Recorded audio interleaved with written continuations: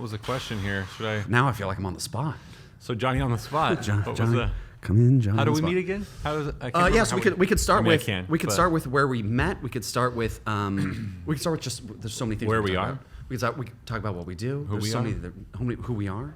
That's true. As individuals. Do you want to start with your background? I could touch on my background. We could talk about where we met, and then we can talk. Great. I have some questions written down. We can go over.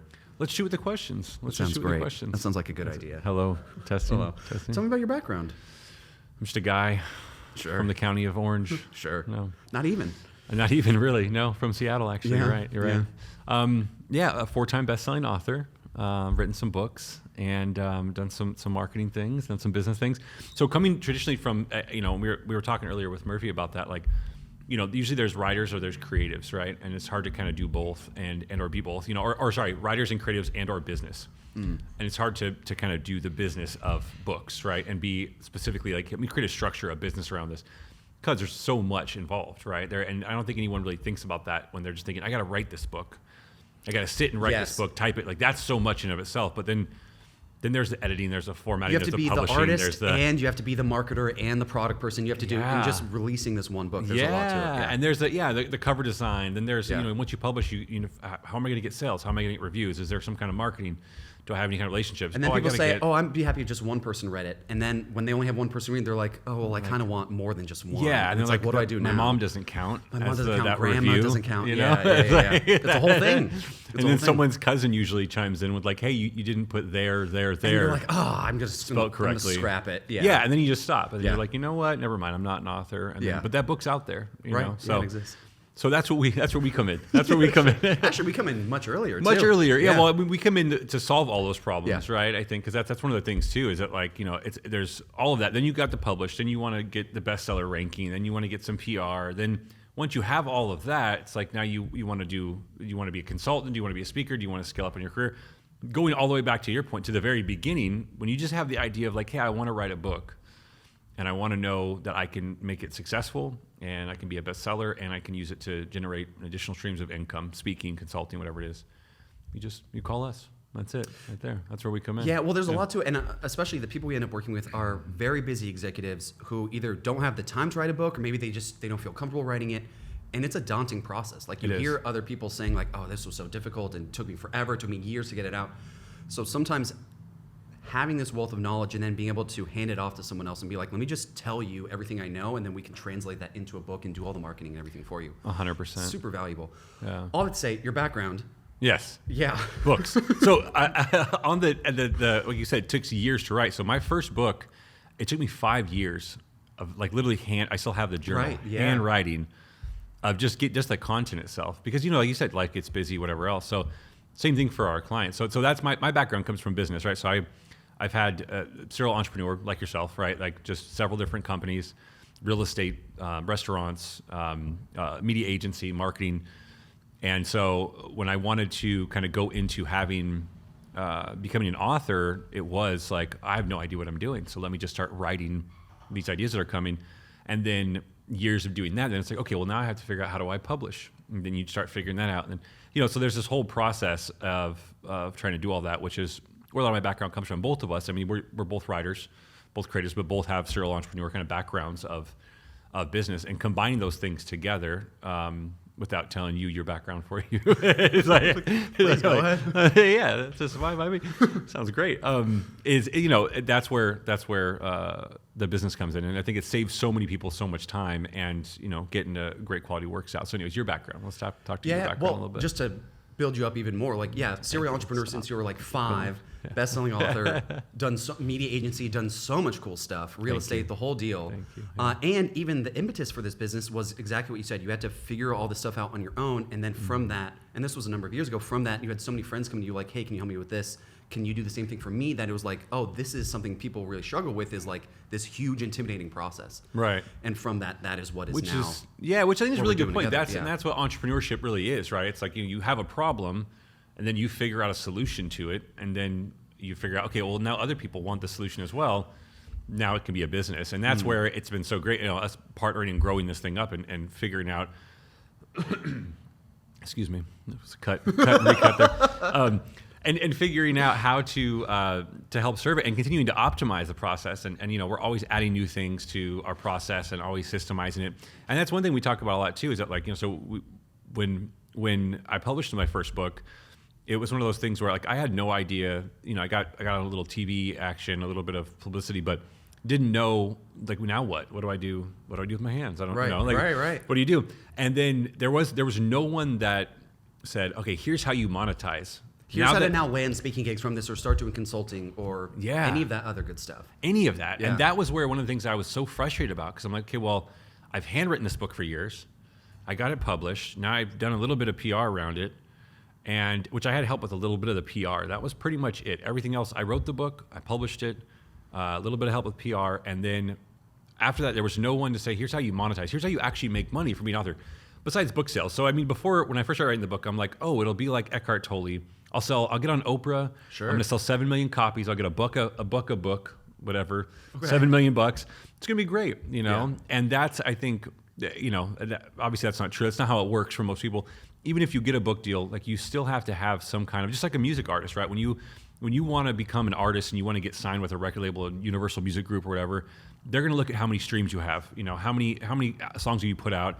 What's your fan base? What's your socials? They expect you to be a brand in and of itself now, yeah. There's your valuation. Yeah. And then this is what your advance is going to be. Right. Is this valuation of what we think based on our little matrix numbers of what your value is and what you could potentially produce for that company.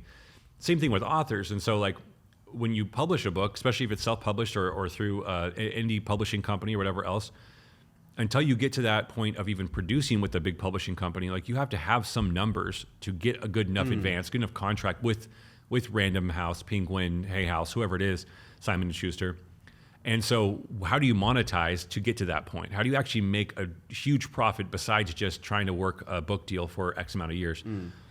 And that's where the speaking and consulting comes into play. And that was where I was like, okay, well, I published this. I use that book to leverage and like we do for our clients, let me send this into different people that I can speak at, different masterminds, different potential clients or consulting. To the point, sorry to interject, but to the point where the book sales are really now the cherry on top of the sundae for the clients. Yes. The real return comes from landing those 5-figure speaking engagements or the 6-figure whatever consulting contracts or what have you. Mm-hmm. The sales are bonus money on top of that in terms of what you can actually do with that book from there. 100%. Yeah, and we have there's those clients that we have that do sell thousands of copies. One of them sold 11,000 plus copies, and she's making $30,000, $40,000, $50,000 a year too, off royalties alone, which is that's great. But like you said, that's a cherry on top. Yeah, that doesn't actually.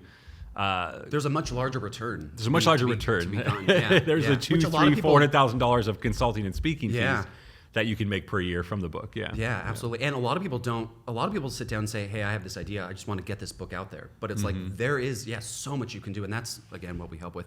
Really quick, my background, just so otherwise my ego's going to shrink up and die. And so I got to make sure. So Corey, who are you? Tell me about yourself, please. And then we should talk about how we met, and also we should probably talk about some other. I have other questions. Yeah, we should. Briefly, my background: serial entrepreneur for the better part of a decade. Most recently, and kind of done across the board, apps, e-commerce. Most recently ran a successful personal development blog where I wrote about things like productivity and time management, wasting attention with your time. Got featured in places like Forbes and, Forbes, MSN. Forbes, MSN. There's more. Forbes, MSN. I'm blanking on all the places. There's a bunch of all them. The places. There's a bunch of them. We can cut all that out. But no, we'll add some more in. There's a ton of features. There's a ton of features. What a good time to blank when I'm trying to build myself Very up. important things here. Yes, you can insert those. We'll just put them as text over the video. I love it. There's just a little pause, and then there's just pictures of. I love it. It's the Star Wars credits. We're just really good. All that to say, and then doing this with you, and to briefly touch on where we met, because a lot of people say, "Oh, you guys are both named Corey. That's so funny. How did you guys meet? What's your deal?" We can briefly get into it. A number of years ago, I was with my daughter on a date. Same. I was with my daughter. I'll tell from my perspective. Yes. I was also on a date with my daughter. Yes, good timing. Yes. I was at a local park, and my daughter and I were not supposed to be there. We had other plans. They got rained out, so we ended up at this park, and my daughter was on the swing. She was having fun, and then I saw this guy come up who looked super cool, and he was coming up. It was him. It was me. And he was with his daughter. They ended up right next to us. We started chatting. had a bunch in common. We were like, hey, let's get the girls together for a play date. And come to find out, we're both named Corey. Our daughters are like 2 weeks apart in their age, like pretty much the same birthday. We had a ton of other things in common. We got together for a play date. Our daughters at that time, they were kind of doing the thing where they just ran in opposite directions. Maybe like two-ish. Two-ish. Yeah, you're right. They're like, two-ish. They sprinted in opposite directions. Didn't want to play together, really. I mean, they did, but not really, yeah. It was like the parallel play thing. It's like, we need to... Me and you wanted to hang out more. We need to hang out on the side. So then we got together. We went on like a hike. And like we just talked for like 4 hours straight. Yeah. Like second time ever meeting, really. Yeah. 4 hours straight, and it was like, and like I was saying earlier, we just have kept talking ever since. Yeah, I was gonna say we haven't ever stopped talking. We just keep talking. Yeah, Which is great. Did I get the story right? That's absolutely 100%. Yeah, it's weird because the more we talk about the story, the more like how memories change or whatever. A tangent. Okay, so I'm kind of playing the host right now. I like it. I like it. I'm here for it. One thing, so to now completely change gears and do a left turn because I want to really make sure we touch on some of the bigger questions. One thing we always get asked about our site is like, it's very minimalistic. Where's your about us? Why don't you share more of your clients? Why is it .io? Why is it .io? Do you want to hit on those? We could take turns hitting on them? I've been talking for too long, so now please. I'll dive in. So please. I know one of the questions you just mentioned that people ask a lot too is like, I want to. Can I see some of the past clients you've worked with? We've had like 100 and something plus clients that we've worked with and been there. Their ghostwriter, editor, launched them, all of that, and we have maybe 6 or 7 that we have anywhere publicly listed. And that's because when people work with us, they sign a non-disclosure agreement. They sign an NDA. And we... For us. As in we are saying we're going to keep it. And our team is not allowed to say anything. Us or our team is not allowed to say anything whatsoever about working with them. And so for some people, they don't mind. They'll release that NDA and let us post their information, right? That we worked with them, their testimonials, all of that. For some of our other clients, so for example, the Navy SEALs we've worked with, and some of the people at Alphabet and Google, we're not allowed to. We're under contract to not share. We're ghost writers. That's the point of being a ghost, right? And our team is under that same contract, or 28, 25, I can't remember where we're at exactly now, size team, that is under the same contract. So it's one of those things where it's like, yeah, we're not like a coaching business, where you have this plastered wall of testimonials. Like we're not. That's not us. And we do have testimonials. We do have enough people on there. But I think that's a big thing. People are like, where are all these? This list of this 100. Well, it's like, you want that same thing, and that's I think the conundrum or the part that is missing and people don't realize is that like they want the list of everyone we've worked with, but they also want us to sign the NDA for them. They don't want to be on that list. And they don't want to be on that list. And I'm like, don't you realize everyone feels that same way? Yeah. So I'm happy we have the handful of people that we do, and that seems like more than we even should at that point. So, Absolutely. And some side note things. Yes. The .io. A lot of people are like, why isn't it a .com? Authrs.com. It's Authrs.io. What's that about? It's just a branding. It's just a branding decision. Thing. .io. A lot of agencies use .io. Yeah. I like the .io myself. I like the .io. And also to the about us, like why isn't there more information? Our website is intentionally very minimalistic, very simple. It's a funnel. It's a funnel, people. It's marketing. It's marketing. And it worked branding. To get you on a call, so that means we could probably market your book the same way. Yes. If it's working for you, we can use it to help for you when we launch your product, right? It is intentional, It's a funnel. Yeah.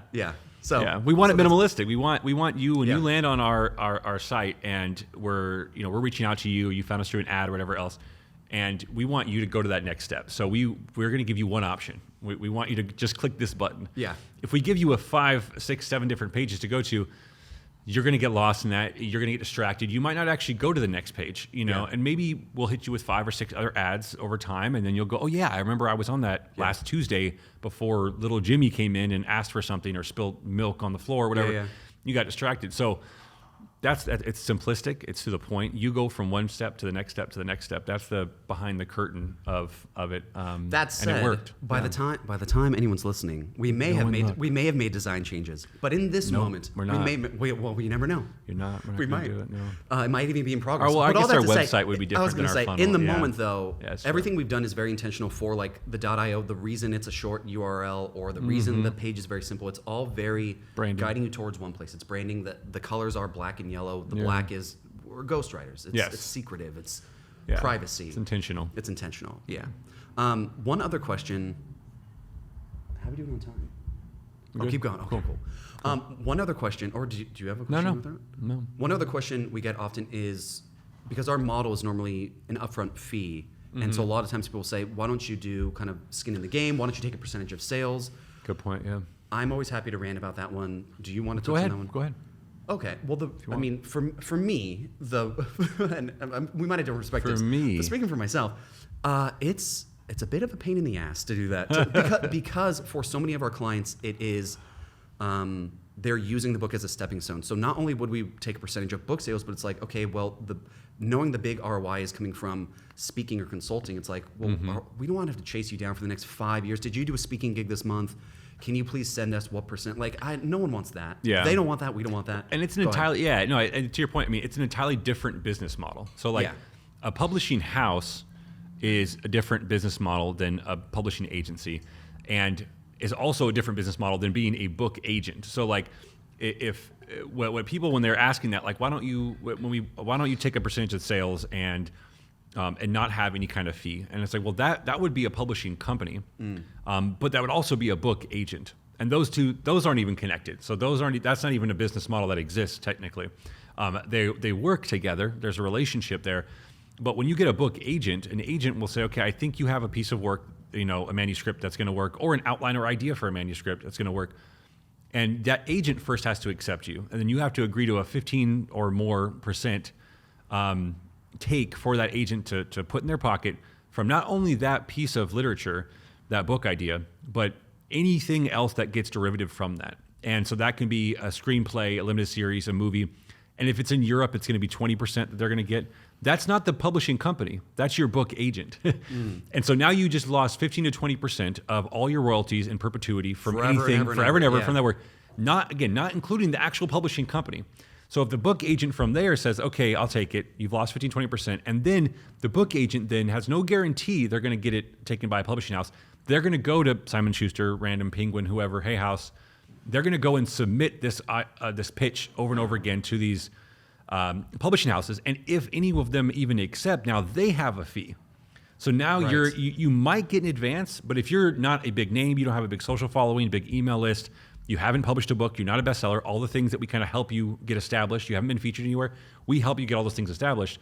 If you don't have all those things already, not only have you given 15, 20% to the agent, but if you're lucky enough for them to get you a book deal without an actual book yet, that publishing house is going to take a bunch of money, and what they're going to advance you is very little.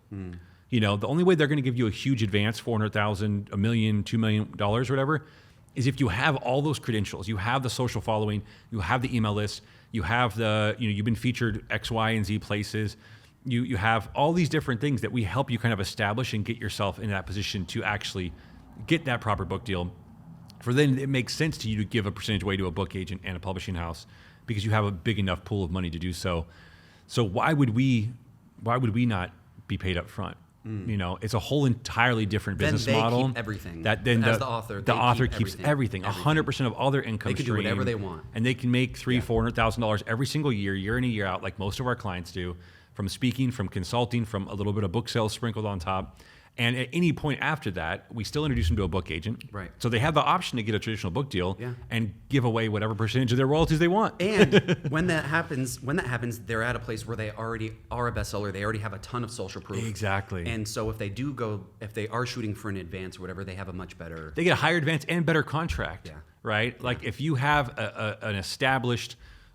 Just like a music artist, if you have a ton of fans, people are downloading you're streaming your songs, they're a huge following, then you want to go to UMG and get a record label, you might get that $1 million advance like Drake does, right?